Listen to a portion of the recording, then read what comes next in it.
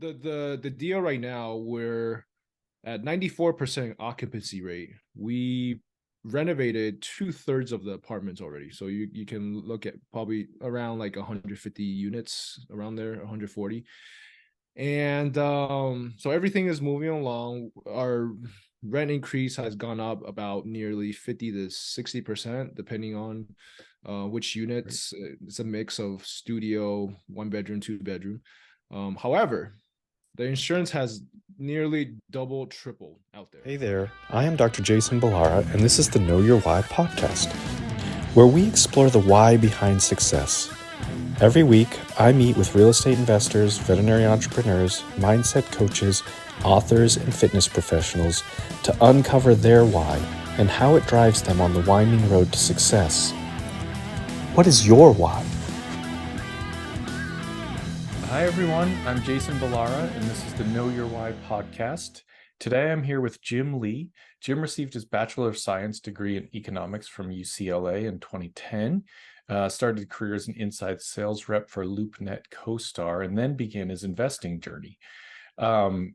As I mentioned, Jim, I'm going to let you tell the story because I think it's going to be way more interesting that way. But first, I just want to say thank you for coming on the show today. Thank you for taking out the time to share your story with my audience. Absolutely. Thanks for having me. Should I just get right to it? Yeah, that sounds great. Tell us about your background. Tell us the story. Yeah. So, like you mentioned, I graduated from UCLA 2010. As many of your listeners may know, that's right after the 2008 subprime mortgage crash, followed by 2010 European debt crisis. So it was very difficult for me to find a job at that time.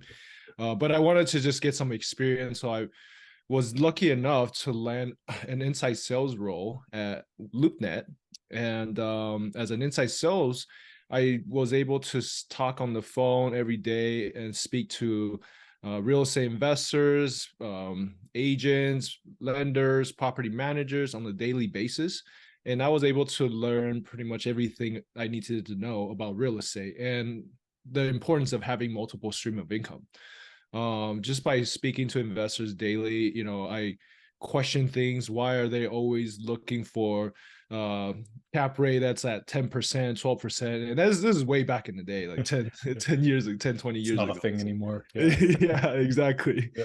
So that piqued my interest, and that's how I got involved in it's to start to invest in real estate. Started to study more when I was working on LoopNet, and eventually I was able to acquire my first property, a 2 bedroom, 1 bathroom condo out here in Ontario, California. Interesting. I mean, can you just kind of tell people a little bit? I think probably the experienced investors know what, LoopNet and CoStar, what they do, but maybe just give a little idea of kind of what the and they may be different now than they were in 2010, but can you just tell a little bit about what that, what your job was, what you were doing, sort of, I know talking to a lot of people, but what was the service that was provided by LoopNet or is? Yeah, absolutely. So the concept of LoopNet back then, now it's completely changed because CoStar bought LoopNet and then they kind of changed the platform. But back then, anybody can sign up on LoopNet for free, a free basic account. And my job as an inside sales role is to upgrade, to call them and sell them on the upgrade of the account. So the concept for a free account is free cannot see free. And what does that mean? It means that if you are on there to search as a free searcher, you can only see the people who pay to list. You cannot see the people who list for free, and vice versa. If you were to, list for free, like I mentioned just now, only the paid searchers can see you. Does that make sense? Yeah. So if you want to be able to see everything that's on the website, you need to pay to search, upgrade to a paid searcher. Or if you want to get the most exposure you can for your listing, you have to pay to list. Okay. Got it. Yeah. And yeah, it's probably a fair bit different now, but I think it's an interesting place to start the journey, right? Like being in in the sales side of things, but also still within real estate. So you said you bought a condo as your first investment property? That is correct.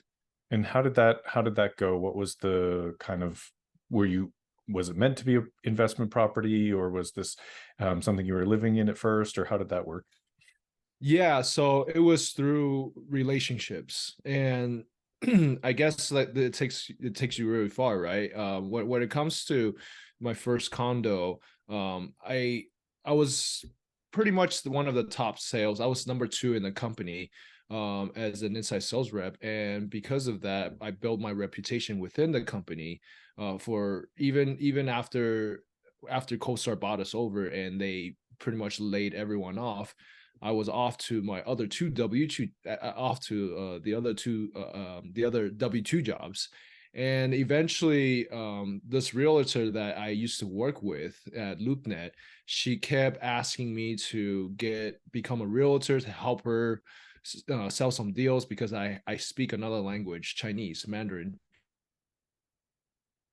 and she has a lot of Chinese clients. So I said I don't really know. I want to invest first before I become a realtor. A realtor. I don't know why I was thinking that way at the time, but I just wanted to get my first passive income. That was my goal, and Good way to she was think. able to. Yeah, exactly. So she was able to help me find that condo. It was a short sale, and we closed it in a year because it took the bank a year to to approve the sale. And yeah, so it was through that relationship that we built, from LoopNet all the way to the end of my second job career. Awesome. So that was an intentional investment property. That was, you Yes. weren't planning to live in it. And then what did you do from there? And then from there, I realized once I acquired that property, I realized there's still so much more I don't know about real estate. And I picked up the Purple Bible like most people, Rich Dad Poor Dad, and read that book. And I realized how important it is to use debt because I bought this property all cash, short sale, and I didn't understand the concept of using debt as leverage. From there, I started to build a system because when I bought my condo, I managed everything from A to Z. I dealt with the tenant, toilet, and trash. And after a year of doing so, I realized, I don't want to be that actively involved. I wanted to be more passive. So I started to create a list of vendors. I started to delegate some tasks to property managers to manage the building. And I realized if I can do this for one condo, why can't I not scale this to something bigger, right? Whether it's 10 units, 50 units, 100 units. And that's how I got into syndication in 2020. One of my investors introduced me to a podcast show called Real Estate Guy Radio Show. So I started listening to that show religiously, and they kept pitching syndication, doing bigger deals. It's a lot easier to scale. And that's how I got into real estate syndication, which is what I'm doing now. Yeah. Yeah. I think that podcasts helped a lot of us become aware of syndication and learn a lot about it, kind of make connections that way. Certainly for myself, it has. So what did you do? What steps did you take to get yourself into syndication and kind of move towards that goal? A lot of things. Podcast is number one. A lot of reading, a lot of education, a lot of research, and also a lot of networking. As soon as we open back up in 2020, I constantly fly out to Texas, Florida, Carolinas to network with other syndicators, just learn and grow and try to figure out how can I add value to this space, right? And the number one thing I had at the time was I used to call a list of absentee owners. And so I had these investors that are always looking for deals, always looking for, the next deal to invest in. So I figured, well, maybe there's something there. Maybe I can, raise some capital there and start there. So what I was missing is obviously all the other pieces of the component, which is the track record, the experience, the deal, the asset management team, and so forth. So that's what I did for pretty much 2 years, just going out network, and eventually I found my business partner, who also lives in California, and he syndicated about 6 multifamily apartments in Long Beach, and we syndicated 2 deals together last year. Nice. You're syndicating in California? No, Florida. Florida. Okay, great. So how did you decide on Florida? Well, my business partner, he witnessed what happened in 2020, meaning, the lockdown, eviction moratorium, tenants not paying. And so because of that reason, he wanted to shift his strategy a bit. So he wants to look out of state, mitigate risk for his investor, so that we're in a state where it's more landlord business, politically friendly, so to speak. Yeah. So that's the main reason why we outsource instead of doing it on our own. And so you can pretty much say that we raise capital for the deals in Florida, but we also are part of the asset management team, because the lead sponsor allow us to contribute. And how we were able to find this lead sponsors, through my business partner's network. He's known this guy for years, and we always see each other at events, like at multifamily investor nation. I don't know if you ever heard of that. Yeah. We also go to Think Multifamily's events, and Real Estate Guy radio show events, and so forth. And so we see each other pretty often, and it's through the lead sponsor's relationship that he was able to locate this deal in Florida for us. That's great. Tell us a little bit about those deals, like how big, what, kind of a little bit of the I guess deal, not structure necessarily, but just kind of what kind of deals are you looking for? Yeah, so we target 100+ unit apartment building. Typically we're since I'm just starting, I'm looking for something more aggressive, which is, your typical classy building 1970s, value add apartments. And the structure, as I'm not going to get into it, like you mentioned, it's pretty standard. But we look at that's pretty much we will look at. But other than that, it's just the basic the foundation has to be there, right? It has to have population growth, job growth, mentioned earlier, landlord business friendly states, Sunbelt states preferred. Those are the criteria that we typically look at. Excellent. And so you said Florida. What part of Florida? Orlando. Orlando. Okay, great. That's a good growth market. My understanding is that probably the biggest challenge in Florida right now is with insurance costs going up a lot. Have you experienced that, run into that with your deals? Absolutely. Like you mentioned, it's a very, very strong market. We're doing really well. If I may, I can share with some story insight of what's going on. Sure. The deal right now, we're at 94% occupancy rate. We renovated 2/3 of the apartments already. So you can look at probably around like 150 units around there, 140. And so everything is moving along. Our rent increase has gone up about nearly 50 to 60%, depending on which units. It's a mix of studio, 1-bedroom, 2-bedroom. However, the insurance has nearly double, triple out there. Some insurance company, probably have heard this, they don't even insure, properties out there. Yeah. And then the debt costs has just kept going up. And so our net operating income is at 200,000 right now. However, our expenses 210,000. So we're still upside down 10,000 in this current market condition. So yeah, it's slowly eating our reserves away. But if we have a capital call, we're ready for that too. Yeah. There's a lot of challenges in the market right now. I think, Florida and Texas are sort of notoriously struggling with the insurance costs, just given the natural disaster, like hurricane path.